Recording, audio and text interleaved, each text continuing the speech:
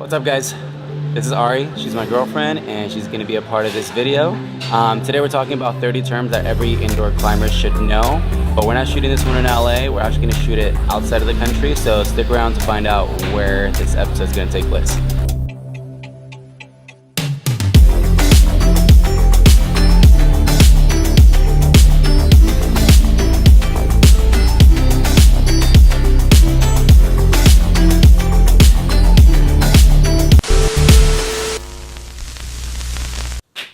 So I said this video wouldn't be shot in LA, but it is shot in LA.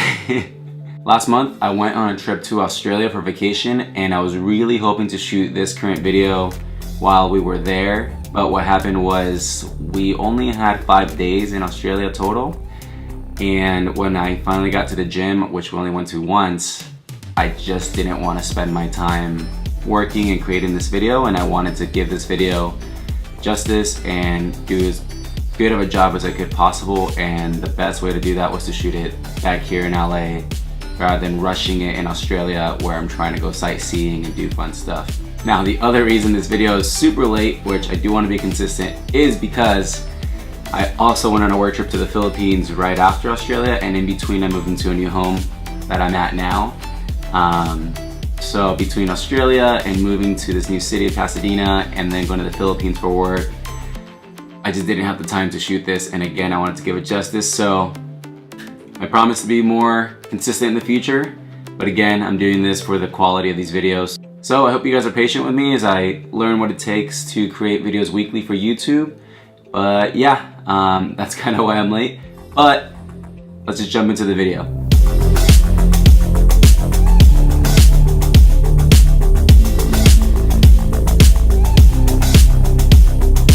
So the main purpose of this video is to help you understand how climbers typically communicate in the gym, as well as to help you understand how I'm communicating in my videos so that you're not wondering what I said and what it means. This is 30 terms that I think every indoor climber should know. There's a lot more beyond that, but let's just start with indoor bouldering. I'm gonna go in an order that helps understand the following terms. So let's just start with one of the most basic ones, which is a hold. A hold is a plastic piece on the wall or outdoors. It's a feature in the wall that you're going to be holding onto or using for a foot. Plain and simple, holds are what you're using on the wall to go up. Now, I'm going to tell you what a problem is, and a problem is made up by holds. When you're in a gym, most of the time, a problem is made up by a single color. So if you look on a wall, you're going to see yellow holds, orange holds, green holds, an assortment of holds, and a single color is a problem. So if you follow the yellow holds, that is one problem. If you follow the orange hold, that is another problem. Now, that is not always the case. Some gyms will use tape to differentiate between problems. So you might see a rainbow of holds on the wall, but they will be lined up with, for example, black tape. If you follow the black tape, that's one problem. If you follow the green tape, that's one problem. But there is always some sort of order to help you understand what to do and what that problem is. So even though most gyms use single colors for a problem, some gyms will use tape to determine which holds go to what problem. And that will also help you understand which problems are what grade. A grade is the difficulty of a problem. So we do have a rating system, and it is different all over the world. In the United States and many other places, we use the Weko Tank system, which we call the V scale. So you'll see grades up from V0 up to most of the time around V12 in the gym. There are higher grades outdoors, but in the gym we typically don't go higher than 12, 13. What we do after that is usually name it a project, which means it's incredibly hard. Now, just a general rule of thumb, if you're a beginner, you're probably climbing V0, V1, and maybe V2. There is also what's called VB, which is basically very beginner. Not all gyms use this, but that is usually the easiest one to start on. For intermediate climbers, it goes usually 4 or 5, and then above 6 is typically where it gets pretty advanced. One really important thing to understand about grades is that they are subjective. The grades are determined by the route setters, somebody working at the gym to lay out the problems, and those opinions could vary based on height, your athleticism, your weight.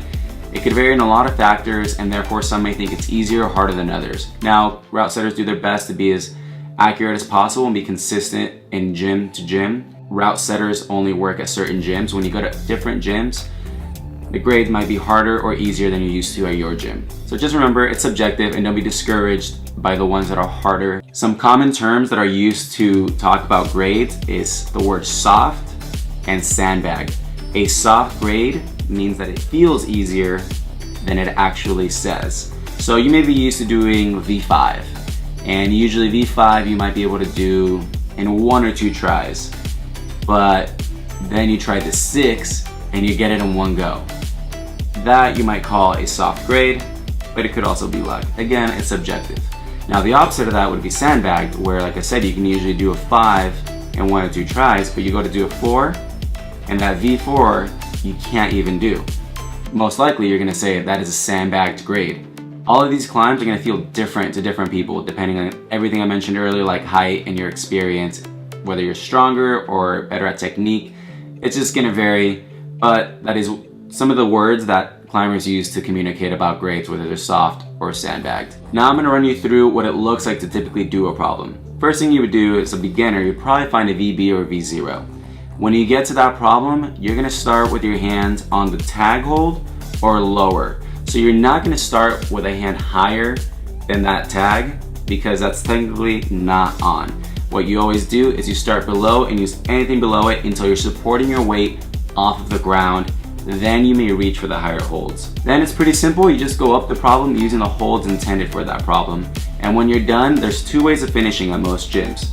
Number 1, which is what we do in my gym, is you just grab the top of the wall, usually match with both hands, and that means that you're finished. The other really common way to top out, which is not available in my gym, is called the top out. And to do a top out, you're going to actually finish over the wall. So these are gyms that actually have features that go beyond the top, so you can actually find more holds and eventually stand up on top.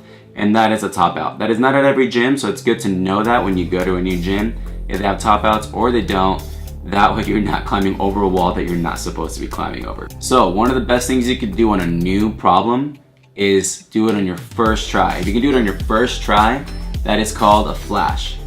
So your flash only counts if you've never been on that problem, never tried it, and you did it on your first go. If you do it on your second go, you lost the flash. It is not a flash go. Now, this is just a term that people use for fun. Obviously, there's no importance to it unless you're actually doing this at a competition that counts your attempts.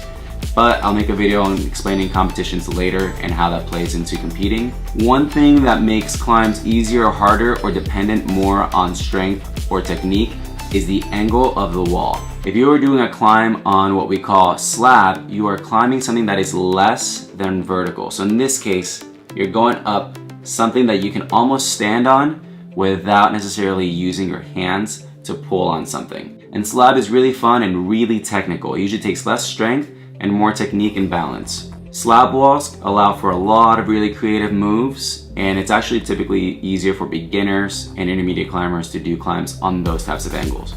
Now, the opposite of that is when it's less than vertical towards you and you have an overhung wall, and that's simply called overhang.